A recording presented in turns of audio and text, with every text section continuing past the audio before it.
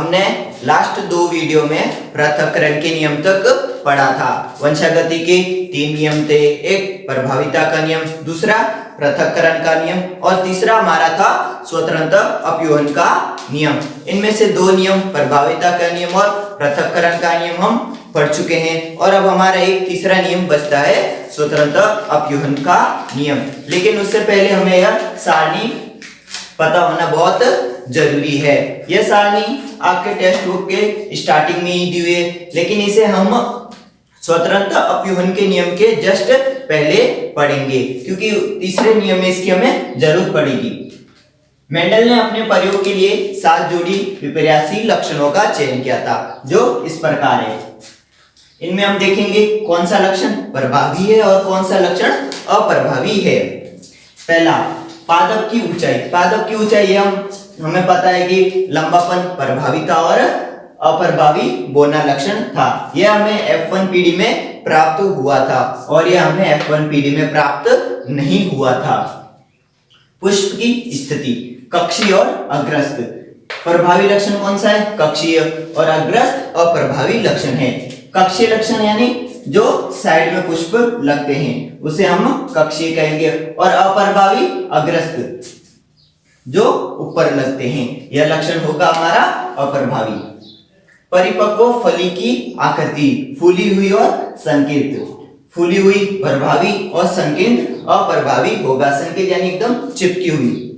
और अपरिपक्व फली का रंग, हरा रंग और पीला रंग। हरा रंग हमारा प्रभावी होगा और पीला रंग हमारा अप्रभावी होगा। पुष्प का रंग एक बैंगनी प्रभावी और सफेद अप्रभावी होगा। बीज की आकृति, एक गोलाकार बीज होगा और एक हमारा झुर्रीदार बीज होगा। इनमें से गोलाकार तो सिंपल गोल होगा और झुर्रीदार थोड़ा ऐसा होगा। बीज का रंग, पीला बीज और हरा बीज। पीला प्रभावी, हरा अप्रभावी। इनमें से हमें तीसरे स्वतंत्र अपव्यूहन के नियम में इन दोनों की जरूरत पड़ेगी। यह इसकी जरूरत हमें पहले पड़ी थी, हमने पढ़ लिया, और इन दोनों की जरूरत हमें अब पड़ेगी। अब देखिए, गोलाकार इसको हम लिखेंगे R से और झुर्रीदार इसको हम लिखेंगे स्मॉल r से। बीज का रंग पीला और हरा, पीला इसे हम लिखेंगे कैपिटल Y से और इसे हम लिखेंगे स्मॉल y से। देखिए, जो 7 जोड़ी लक्षण मेंडल ने प्रयोग किए थे वह यही थे। उन्होंने इन 7 लक्षणों के लिए 7 वर्ष प्रयोग किए थे। तो वंशागति के 3 नियम में से हम 2 नियम पढ़ चुके हैं। पहला प्रभाविता का नियम और दूसरा पृथक्करण का नियम। यह 2 नियम हम पढ़ चुके हैं और तीसरा स्वतंत्र अपव्यूहन का नियम, एक नियम बचता है। स्वतंत्र अपव्यूहन का नियम, मेंडल का यह नियम द्विसंकर संकरण पर आधारित है। पहले 2 नियम एक संकर संकरण पर आधारित थे। उन दोनों नियम में हम एक समय एक ही लक्षण की बात कर रहे थे, लेकिन इस नियम में हम एक साथ 2-2 लक्षण की वंशागति का अध्ययन करेंगे। मेंडल का यह नियम द्विसंकर संकरण पर आधारित है। इस नियम के अनुसार 2 या 2 से अधिक विपर्यासी लक्षणों युक्त पादपों का संकरण कराया जाता है तो एक लक्षण की वंशागति का दूसरे लक्षण की वंशागति पर कोई प्रभाव नहीं पड़ता है। अर्थात प्रत्येक लक्षण के युग्म विकल्पी केवल पृथक ही नहीं होते, अपितु विभिन्न लक्षणों के युग्म विकल्पी एक दूसरे के प्रति स्वतंत्र रूप से व्यवहार करते हैं। इसे ही स्वतंत्र अपव्यूहन का नियम कहते हैं। यानी एक लक्षण का दूसरे लक्षण पर कोई प्रभाव नहीं पड़ता। यदि हम 2 से अधिक लक्षणों का भी एक साथ अध्ययन करेंगे तो उनका भी प्रभाव एक दूसरे पर नहीं पड़ेगा। जैसे देखिए, पीले रंग का प्रभाव गोलेकार आकृति पर नहीं पड़ता है, यह अलग व्यवहार करेगा और यह अलग व्यवहार करेगा। इन दोनों एक दूसरे के प्रति स्वतंत्र रहते हैं, एक दूसरे के ऊपर प्रभाव नहीं पड़ता है। यदि मटर के समयुग्मजी पीला गोलेकार, अब देखिए, पीले के लिए हमने क्या यूज किया था? कैपिटल Y, और गोलाकार के लिए हमने क्या यूज किया था? कैपिटल आर, तो समयुग्मजीय है तो दोनों कैपिटल होंगे।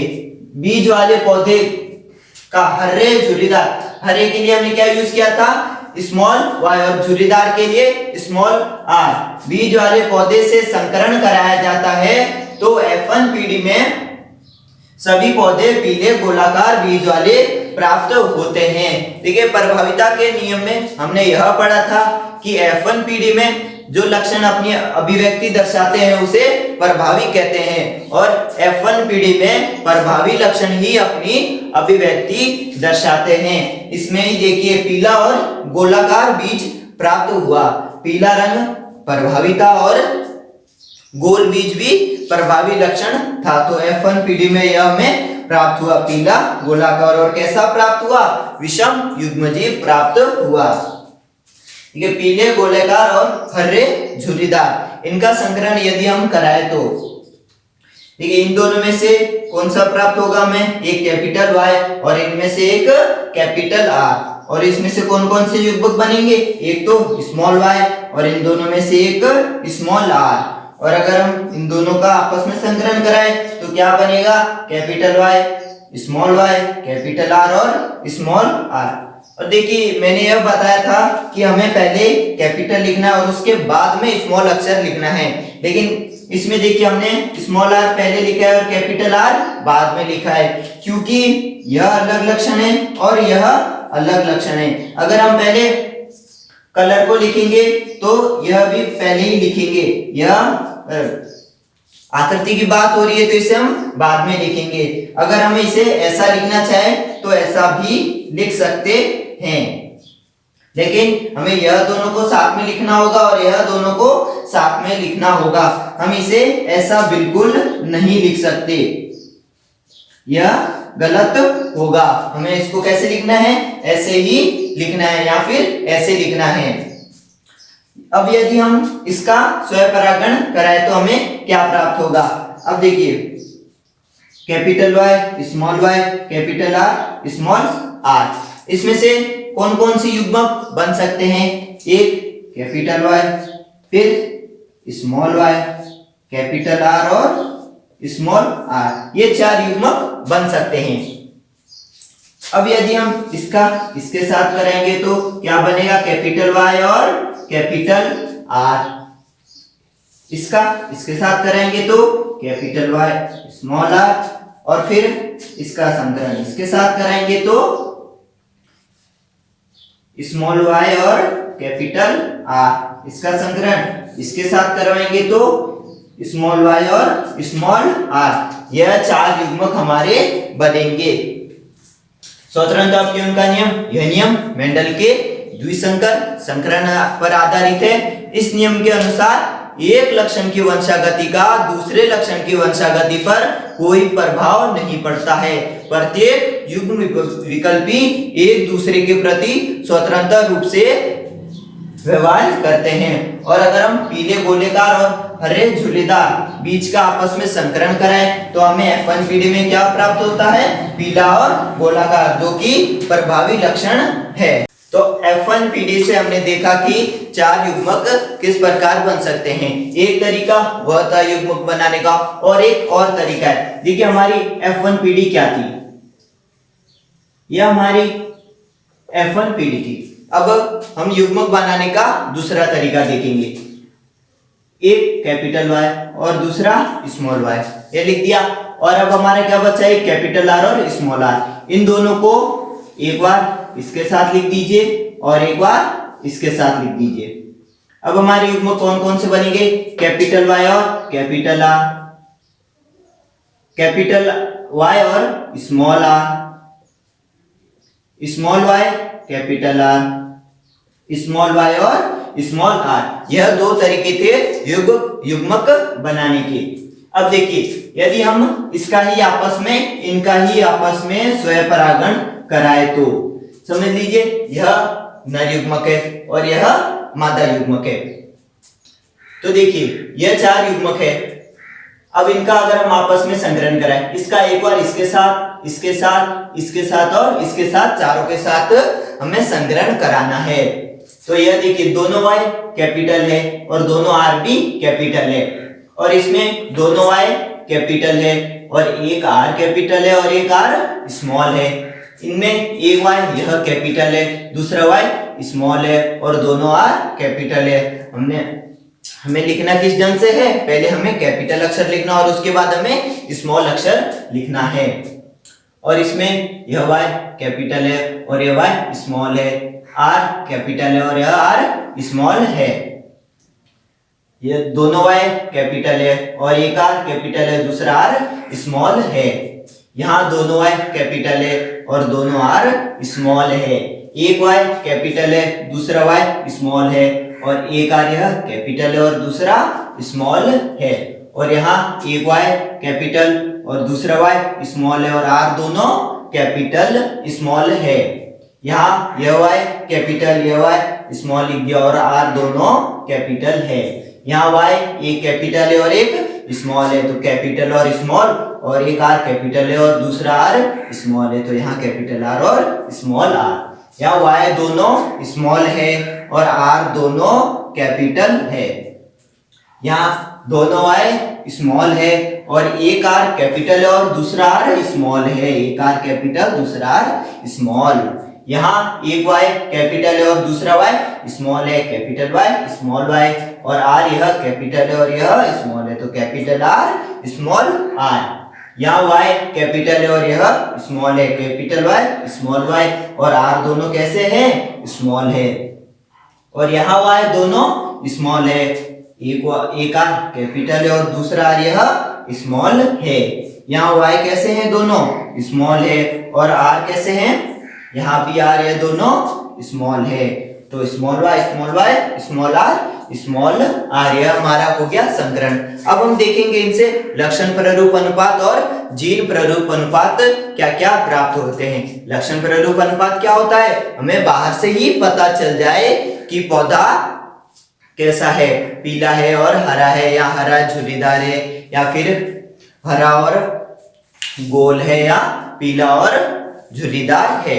तो देखिए अब हम देखेंगे कि कौन कौन से पौधे पीले और गोलाकार है। सबसे पहले पीला और गोलाकार, हमें कितने प्राप्त हो रहे हैं, 9 प्राप्त हो रहे हैं। देखिए यह भी पीला और गोलाकार और यह भी पीला और गोलाकार। अब हमें यह लक्षण प्ररूप अनुपात में हमें यह बिल्कुल नहीं देखना है कि पौधा समयुग्मजी है या विषम युग्मजी है, सिर्फ हमें यह देखना है कि वह कैसा है, यह पीला और गोलाकार है, यहाँ पर भी पीला और गोलाकार है।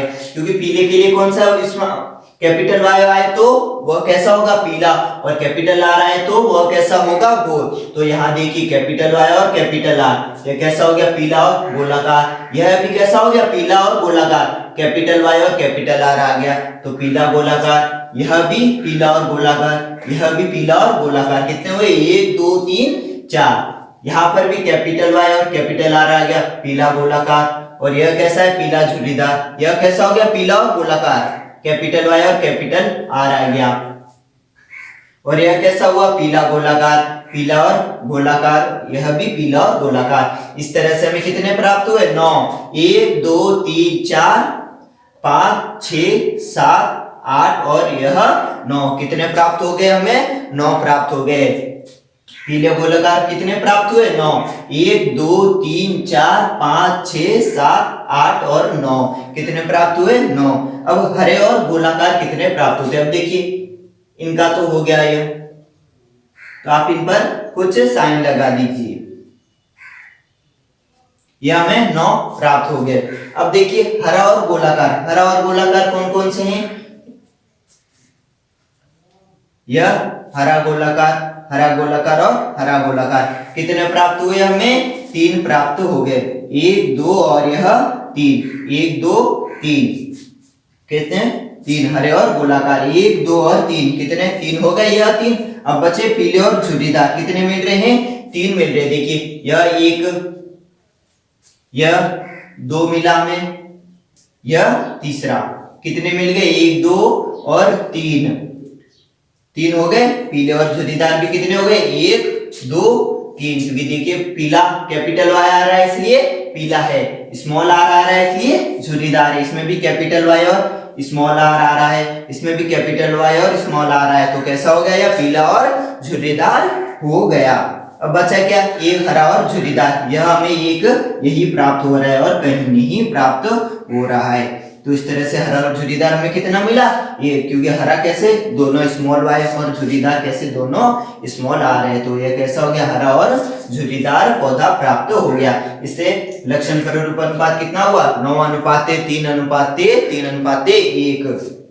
पीला गोलाकार, हरा गोलाकार, पीला झुर्रीदार और हरा और झुर्रीदार। अब हम देखेंगे जीन प्ररूप अनुपात क्या होता है। अब जीन प्ररूप अनुपात में हमें उसके आनुवंशिकी का अध्ययन करना पड़ता है, हमें यह देखना पड़ता है कि वह समयुग्मजीय है या विषम युग्मजीय है। जैसे देखिए, यह भी पीला और गोलाकार है, यह भी पीला और गोलाकार है, लेकिन यहाँ कैपिटल Y, कैपिटल R और कैपिटल R है, लेकिन इसमें कैपिटल Y, कैपिटल R और एक स्मॉल r भी आ रहा है। इसलिए जीन प्ररूप अनुपात में हमें इन दोनों को अलग अलग लिखना होगा। अब देखेंगे हम हमारा जीन प्ररूप अनुपात हमें कितना मिलता है।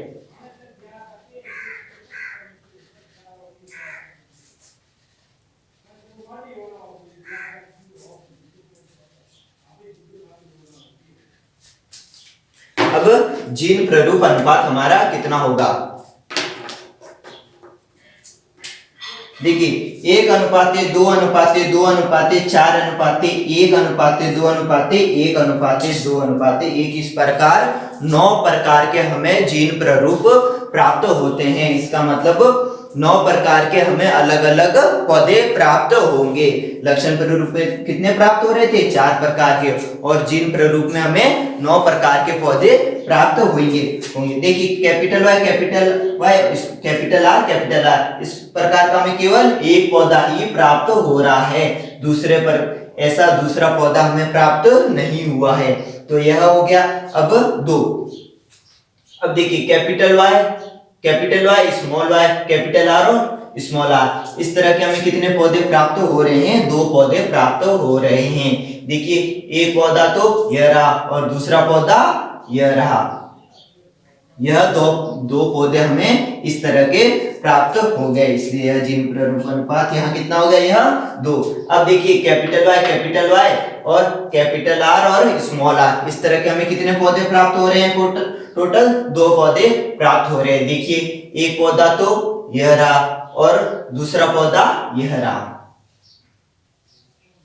कितने प्राप्त हो गए, 2 प्राप्त हो गए। अब देखिए कैपिटल Y, कैपिटल R और स्मॉल r, इस तरह के हमें टोटल 4 पौधे प्राप्त हो रहे हैं। देखिए 4 पौधे इस तरह के कौन कौन से हैं, एक पौधा यह रहा, दूसरा पौधा यह रहा, तीसरा पौधा यहाँ, 4 पौधे प्राप्त हो गए। 1 2 3 4, कैपिटल Y, कैपिटल R और स्मॉल r, कितने प्राप्त हो रहे थे, 4, 1 2 3 4, कैसे हैं, पीले और गोलाकार है। अब देखिए स्मॉल y, कैपिटल R और कैपिटल R, इस तरह का हमें कितना पौधा प्राप्त हो रहा है, केवल एक पौधा ही प्राप्त हो रहा है। देखिए एक पौधा कौन सा होगा, यह capital Y, small y, capital R और कैपिटल R, इस तरह का हमें कितना पौधा प्राप्त हो रहा है, केवल एक पौधा प्राप्त हो रहा है, यह रहा स्मॉल y, कैपिटल R और कैपिटल R, कितना पौधा प्राप्त हो रहा है, केवल एक पौधा ही प्राप्त हो रहा है। अब स्मॉल y, कैपिटल R और स्मॉल r, इस तरह के कितने पौधे प्राप्त हो रहे हैं, हमें 2 पौधे प्राप्त हो रहे हैं। देखिए एक पौधा यह रहा और दूसरा पौधा यह रहा, कितने प्राप्त हो गए, 2 पौधे प्राप्त हो गए। स्मॉल y, कैपिटल R और स्मॉल r, कितने पौधे प्राप्त हो रहे हैं, टोटल 2 पौधे प्राप्त हो रहे हैं। अब देखिए कैपिटल Y और स्मॉल r, इस तरह का भी कितना, केवल एक पौधा ही प्राप्त हो रहा है, यह रहा एक पौधा, कौन सा, यह कैपिटल Y और स्मॉल r, कितना पौधा मिल रहा है, केवल एक पौधा ही मिल रहा है। अब देखिए कैपिटल Y, स्मॉल r और स्मॉल r, इस तरह के कितने पौधे मिल रहे हैं, हमें 2 पौधे मिल रहे हैं। एक पौधा तो हमारा यह रहा और दूसरा पौधा हमारा यह रहा, कितने मिले हमें, इस तरह के 2 पौधे मिले। अब देखिए स्मॉल y, और स्मॉल r, इस तरह के हमें केवल यही एक पौधा प्राप्त हुआ है। इसलिए कितना हो गया 1। तो हमारा जीन प्रारूप अनुपात कितना हो गया 1:2 1:2 4:1:2 1:2 और अनुपात 1। इस प्रकार हमें 9 प्रकार के अलग अलग पौधे प्राप्त हो गए। और लक्षण प्रारूप अनुपात में हमें कितने प्राप्त हुए 4 प्रकार के अलग अलग पौधे प्राप्त हो गए। लक्षण प्रारूप अनुपात में हम क्या देखते हैं, बाहर से ही देखते हैं कि पौधा कैसा है, पीला गोलाकार है या फिर पीला हरा है या हरा गोलाकार है या हरा झुर्रीदार है। लेकिन जीन प्रारूप अनुपात में हमें यह सब समयुग्मजी विषम युग्मजी देखना पड़ता है। मेंडल के वंशागति के नियमों का महत्व। मेंडल ने जो 3 वंशागति के नियम दिए थे उनका हमारे लाइफ में क्या महत्व है।